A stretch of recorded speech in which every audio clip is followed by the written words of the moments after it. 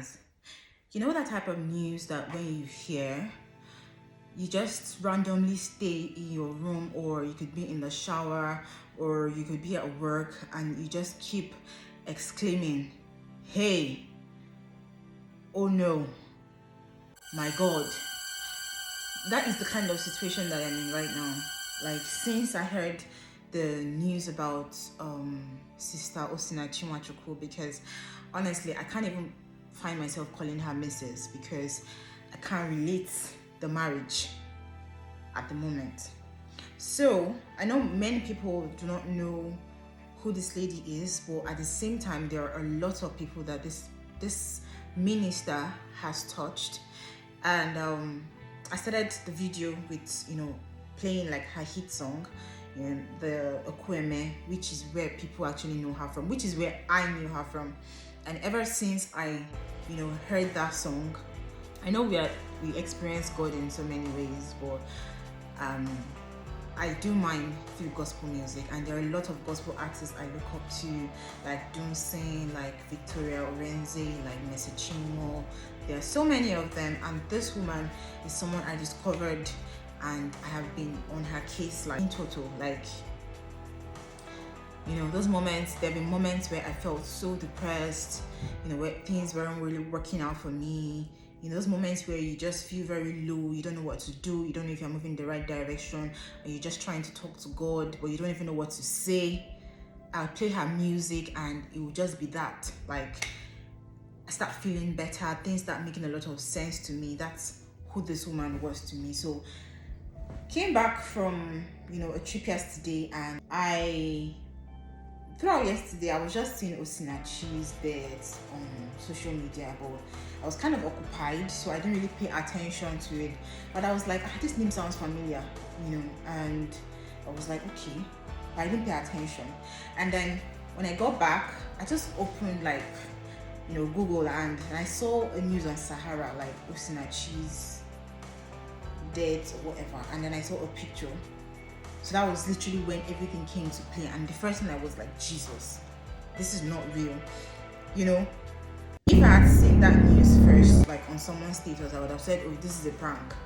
But then seeing it on Sahara, I was stuck between, I knew it couldn't be like a prank, but at the same time, that moment where you're trying to tell yourself, God, let this just be a prank, even when you know it's not a prank, that's where I was.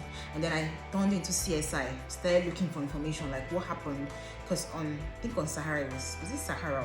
So one of these major news channels, and they said it was throat cancer, and I found myself doing what I shouldn't do, which is like, say, God, why would you allow a woman that has ministered to so many people lose her life to throat cancer? You could have just done something for her. This woman is great. That thing we always do as human beings, start questioning God when we are not supposed to.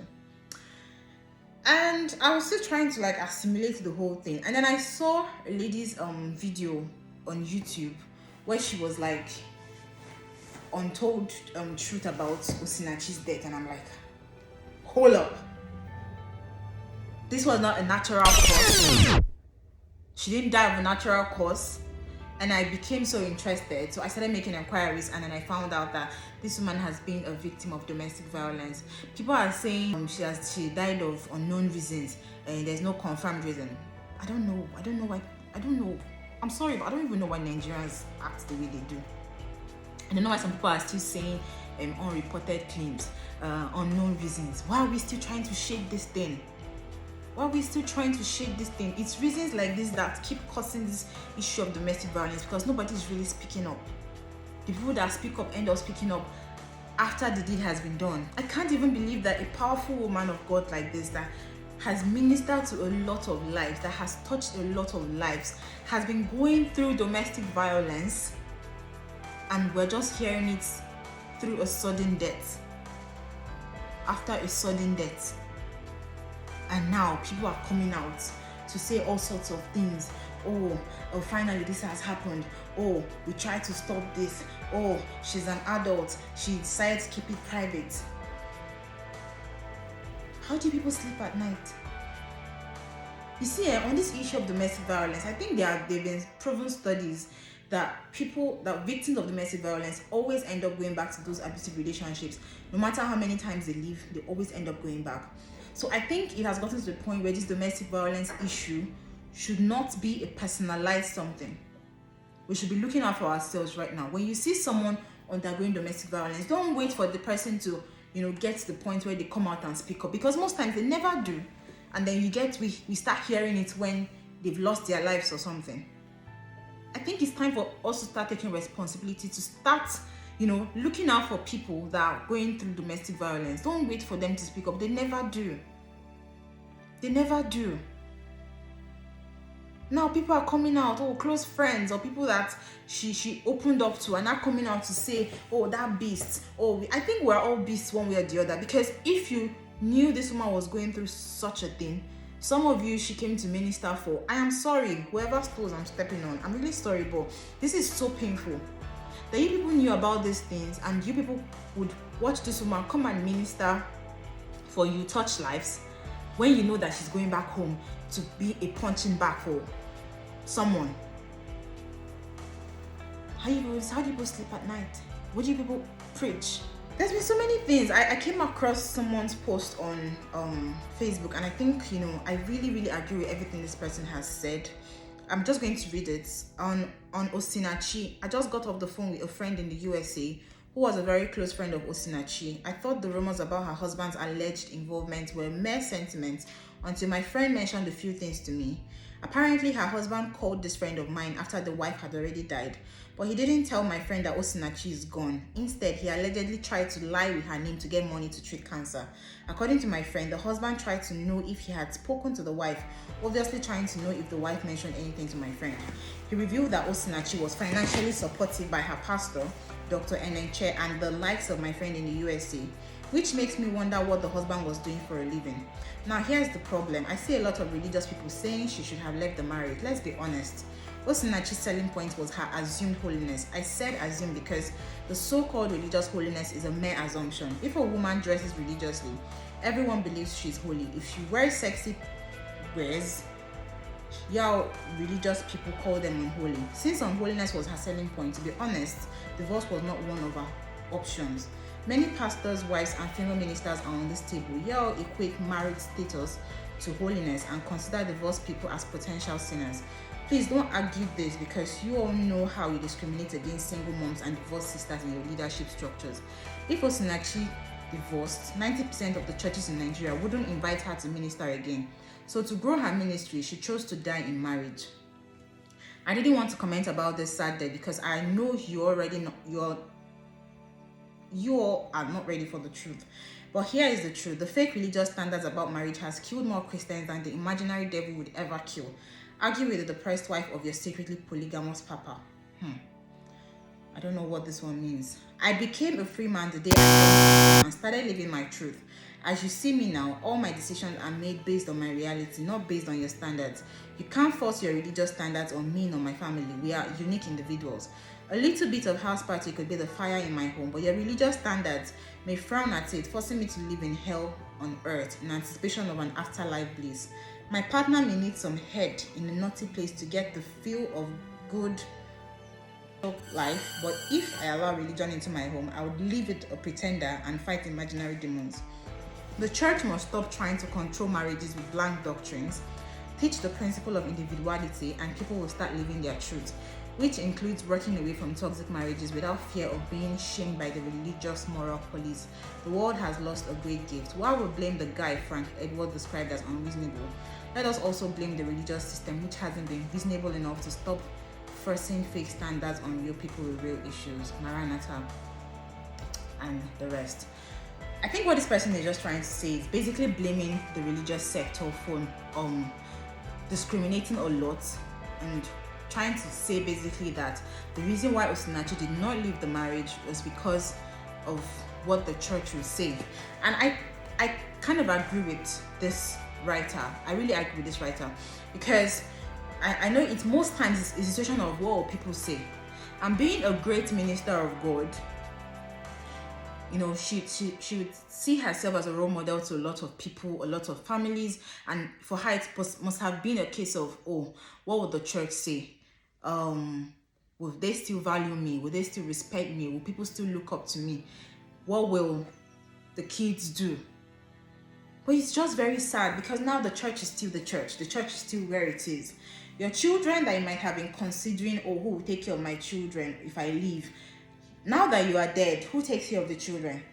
They've arrested your husband, but at the end of the day, they are still going to release this guy. It will be in years' time.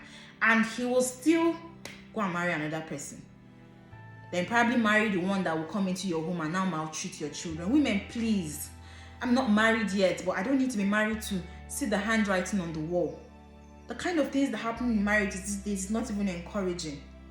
There's a lot of social media clout, and then at the end of the day, when they can't hold it anymore, they come out and start putting out their dirty linen in public. It is horrible. It is horrendous.